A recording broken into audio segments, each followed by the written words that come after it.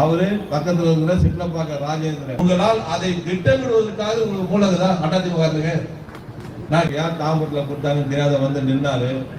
2016 அவர் நம்ம கிட்ட தோத்தாரு. தாம்பரத்தை பொறுத்தவரை திமுகவை எதிர்த்து நிற்பதற்கு எந்த கட்சியும் கிடையாது. இங்க இருந்து இவர் அங்க போனாரு, பல்லாவரம் போனாரு, திருப்பி மீண்டும் சென்னையா இங்க வந்தாரு. நம்ம ஜனங்க வந்து சிலதை ஞாபகம் வச்சிருப்பாங்க, சிலதை மறந்துடுவாங்க. சொன்னாரோ எங்கெல்லாம் போய் பொதுமக்கள் கிட்ட சொன்னாரு, மீண்டும் போனாரு. ஏற்கனவே சொன்னீங்களே செஞ்சீங்களா அவதானே. ஆனால் அமைச்சராக இருந்த சின்னையா அடுத்த தேர்தலில் நிற்க முடிந்ததா? நிற்பதற்கு தைரியம் இருந்ததா? அடுத்த தேர்தலில் இவருக்கு சீட்டு கொடுக்கலன்னு நினைக்கிறேன். அமைச்சராக இருந்த 5 வருஷமா அமைச்சராக இருந்தவருக்கு ஜெயலலிதா சீட்டு கொடுக்கல. ஒரு சகோதரி, வேணாயா சின்னையா நீ பட்டா கொடுத்து போதியா, நாளைக்கு தேர்தல் வரப்போகுது என்று வாழ்த்தி விட்டு இந்த கருத்தை சொன்னேன். ஆனால் அமைச்சராக இருந்த சின்னையா அடுத்த தேர்தலில் நிற்க முடிந்ததா? நிற்பதற்கு தைரியம் இருந்ததா? அடுத்த தேர்தலில் இவருக்கு சீட்டு கொடுக்கலன்னு நினைக்கிறேன். அமைச்சராக இருந்த 5 வருஷமா அமைச்சராக இருந்தவருக்கு ஜெயலலிதா சீட்டு கொடுக்கல, அமைச்சர் பதவியும் போயிடுச்சு. ஆனா இன்னொருத்தர் வந்தாரு, அவரு பக்கத்துல இருக்கிற சிட்லப்பாக்க ராஜேந்திரன், நான் தான் நிற்பேன்னு சொல்லி வந்தாரு. அவர் பொல்லாத நேரம் ஜெயலலிதா கிட்ட தெரியாதனமா மனு போட்டாரு. மனு போட்டவருக்கு ஏன் தாம்பரத்தில் கொடுத்தாங்கன்னு தெரியாத வந்து நின்னாரு. 2016 அவர் நம்ம கிட்ட தோத்தாரு. சரி, 2016 தோத்த உடனே 2021 என்ன பண்ணணும்? இங்க இருந்து இவர் அங்க போனாரு, பல்லாவரம் போனாரு, திருப்பி மீண்டும் சென்னையா இங்க வந்தாரு. நம்ம ஜனங்க வந்து சிலதை ஞாபகம் வச்சிருப்பாங்க, சிலதை மறந்துடுவாங்க. 2011 எங்கெங்கெல்லாம் ஜெயிச்சாரோ, எங்கெல்லாம் நான் பட்டா தருவேன்னு சொன்னாரோ, எங்கெல்லாம் போய் பொதுமக்கள் கிட்ட சொன்னாரு, மீண்டும் போனாரு. ஏற்கனவே சொன்னீங்களே செஞ்சீங்களா அவதானே. அவங்க தான் பொதுமக்கள் கேட்டாங்க, திருப்பி கேட்டாங்க. நீங்க ஒரு சகோதரி சிட்லப்பாளையத்து ஒரு சகோதரி, வேணாயா சின்னையா நீ பட்டா கொடுத்து போதீங்கன்னு சொல்லி டிவியெல்லாம் வீடியோலாம் பெரிய வைரல் ஆச்சு. நான் எதற்காக இதை இப்போது சொல்லுகிறேன்னு கேட்டா, இப்பொழுதும் சொல்லுகிறேன், அடுத்த தேர்தல் வேட்பாளராக யாரை அறிவிக்க போகிறார் எங்க கட்சியில எங்க தலைவர் தான் முடிவு பண்ணணும். அந்த கட்சியில யாரும் ஆள் இல்லை. இவர் விட்டா அவரு, அவர் விட்டா இவரு, கட்சியில கூட்டணி கொடுத்துருவாங்க. இந்த நிமிஷம் வரைக்கும் கடைசி வரைக்கும் கூட்டணி போறதுக்கு வாய்ப்பு இருக்குது. ஆனா எங்களுக்கு என்ன தைரியம் கேட்டீங்கன்னா, தாம்பரத்தை பொறுத்தவரை திமுகவை எதிர்த்து நிற்பதற்கு எந்த கட்சியும் கிடையாது. நீங்க சொன்னாங்க, எல்லாமே சொன்னாங்களே நான் என்னென்ன சாதனை செய்திருக்கிறோம்னு.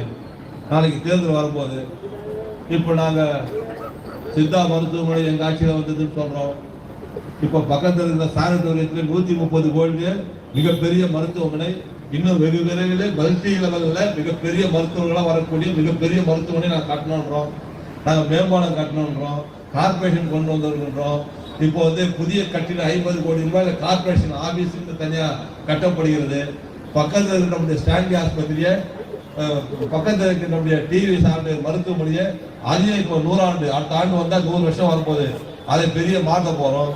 அங்கே மிகப்பெரிய மருத்துவக் கல்லூரியை கொண்டு வருவதற்கு உண்டான முயற்சி எடுக்கிறோம். மாவட்டத்துடைய தலைநகரை தாம்பரத்தை கொண்டு வருவோம் நாங்கள் முயற்சி எடுக்கிறோம்.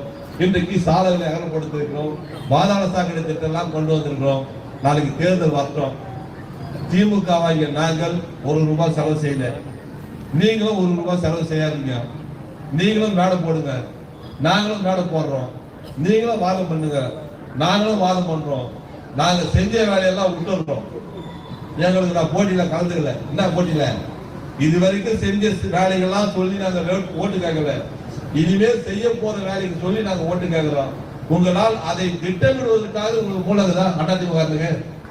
நான் கேட்கிற ஒரே கேள்வி, பிளானிங் ஒண்ணு இருக்குது. அந்த பிளானிங் பண்றதுக்கு உண்டான நாலேஜ் உங்களுக்கு இருக்குதா? அதுக்கு படிக்கணும். படிக்கிறது மட்டுமல்ல, இன்றைக்கு நம்முடைய இந்திரன் சொன்னது போல நான் கூட நிறைய படிப்பேன். எனக்கு முன்னால் அவர் பேசுறாரு, அவர் பேசுறதுக்கு அப்புறம் நான் பேசணும்னு சொன்னா படிச்சாதான் பேச முடியும். ஏன்னா அவ்வளவு பெரிய அறிவாளி அவர். அவர்கிட்ட டெய்லி அவர் படிப்பாரு. ஆனா இன்னும் குறிப்பு நிறைய எடுத்துன்னு வருவார்ல, கையில காலெல்லாம் எழுதி வச்சிருப்பாரு, அவர் படிப்பாரு. நாங்க வந்து அதுக்கு முன்ன போய் நிக்கிறோம்னா அரசியலில் திறமை இருந்தால்தான் நிற்க முடியும் என்ற எண்ணத்திலே நாங்களும் படிக்க வேண்டிய ஒரு சூழ்நிலை.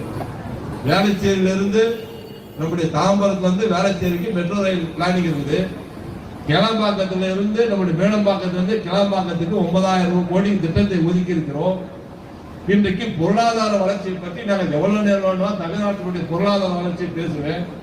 நான் கூட ஒரு மேடையில நம்முடைய சட்டமன்றத்தில் ஒரு ஆண்டுக்கு முன்பாக பேசுகின்ற போது 9.69% வளர்ச்சின்னு நான் பேசுறேன். முதல்ல பேசுனதே நான் தான் சட்டமன்றத்தினுடைய பேசிய 6 மாதத்திலே 11.19 இன்றைக்கு உயர்த்திருக்கிறது. மோடி நமக்கு பணம் கொடுக்கல, படிக்கிற பசங்களுக்கும் பணம் கொடுக்கல, 100 நாள் வேலை திட்டத்துக்கும் பணம் கொடுக்கல, மெட்ரோ ரயில் திட்டத்துக்கும் பணம் கொடுக்கல, முஜாம் புயல் வரும்போது அதுக்கு நீங்க பணம் தரல. நாம கட்டுற ஜிஎஸ்டி வரியா மொத்தத்தையும் அதுல எடுத்து போயிடுறாங்க. அதுல 28 பைசா 29 பைசா தராங்க. ஆனால் இவ்வளவு இருந்தும் ஒரு சிறந்த நிர்வாகத்தை கொடுப்பது யார் என்று சொன்னால் நம்மளுடைய முதல்வர் மு.க. ஸ்டாலின் அவர்கள் தான் இன்றைக்கு சிறந்த நிர்வாகத்தை கொடுத்து கொண்டிருக்கிறார்.